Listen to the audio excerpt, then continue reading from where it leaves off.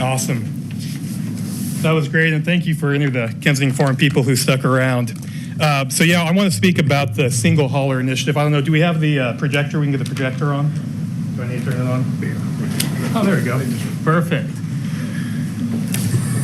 All right, for those who don't know, this is an initiative that centralizes waste management through the city and makes it illegal for virtually every disposal company to operate in Lee Summit. Now, obviously, that's bad for the disposal companies, but that's bad for the residents, too, because that means that people lose their choice. And so you'll be stuck with whatever price the city wants to charge you, and you'll be stuck with whatever level of service they decide to give you. And I have to say, I find it very disappointing the way this city council has been approaching the single hauler initiative. It appears that no one involved pushing this project forward has any intention of representing the will of our community. You created a task force that asked the community about this initiative, and as you can see posted, 64% said they were in opposition. Only 18% said they were in favor. And a portion of that 18% that were in favor were government employees and their family who would benefit from this initiative. As I understand, Mr. Michael Parks, the head of Public Works in Lee Summit, his wife was one of the 18% when the information was sunshine. And apparently she submitted her public comment using his email address. So that seems a bit odd, but I might be misinformed. Michael's going to speak later tonight. Maybe he can set the record straight if I am. And I'll try to keep it as respectful as I can, but I will say this. There seems to be some conflicts. You need to make sure you do keep it respectful. I'm going to keep it respectful, but there are conflicts of interest and ulterior motives that have to be unpacked. And you need to stay in the lane of... We're staying in the lane, sir. Let me talk. All right. So Michael's the head of Public Works. You know, this single hauler initiative would grow his organizational empire within the city. Public Works would now be able to show revenue and would get to add multiple employees to its staff.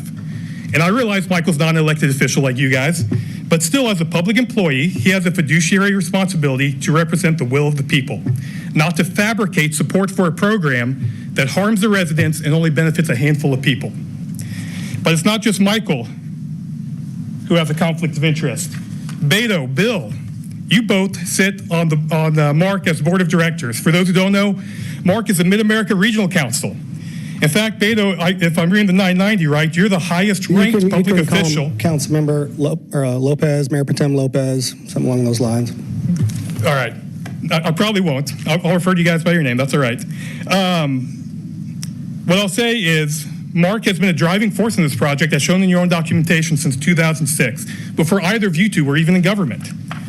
Mark has an interest in enacting this legislation, just as they did in Casey Mo, and even more recently in Merriam. It sets them up for more grant money. Now, Mark already pulls in $100 million per year in federal grants, and these grants are nearly 100% of their revenue. You've interrupted me. I'd like a little more time. They use this revenue to connect organizations and donors to politicians like Bill and Beto. You both are supposed to be here to represent us, not Mark. We understand that 100% of Mark employees and board wants this initiative, and that passing this initiative would put you in their good graces, which I'm sure would be super helpful to someone running for mayor here soon, or maybe somebody wanted Frank White's seat here soon. I gave you more time, sir. You interrupted me quite a bit. You both need to recuse yourself, is what I'll say. Thank you. No, sir. I will set the record straight. I'm not a member of, not on the Mark board. Mayor Pro Tem Lopez is, because I appointed him to serve in that position for me many years ago.